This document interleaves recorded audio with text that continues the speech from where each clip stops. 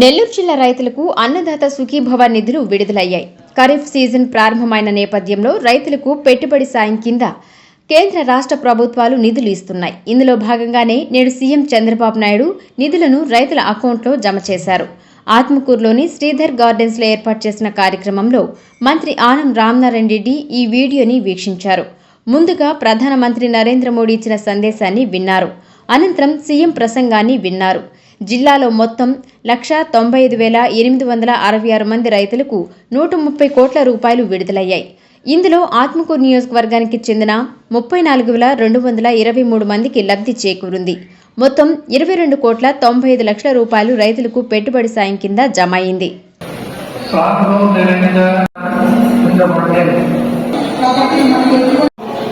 Natural farming एक ऐसा विषय है जो मेरे दिल के बहुत करीब है। मैं तमिलनाडु के सभी किसान साथियों को बन गया।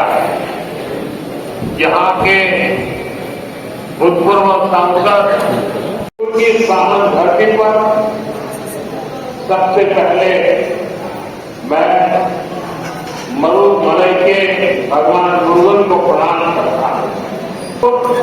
कल्चर, कंपेशन और क्रिएटिविटी की भूमि है।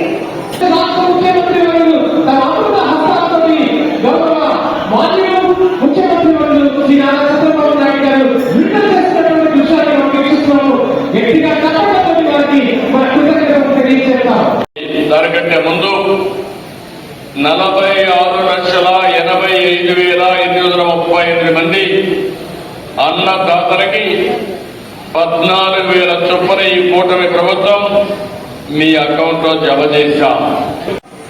ఎప్పటికప్పుడు అగ్రి లిటరేచర్ ని కొత్త విధానాలన్నీ కూడా రైతు దగ్గరికి తీసుకురావాలి. సర్టిఫికేషన్ అంటే ఏంటి? డిమాండ్ తగ్గిపోయే పరిస్థితి వస్తుంది. ఇలాంటి టెక్నాలజీ అందుబాటులో తీసుకొస్తాం. అందుకే మీ అందరికీ చెప్తున్నాం, అగ్రికల్చర్ లో టెక్నాలజీ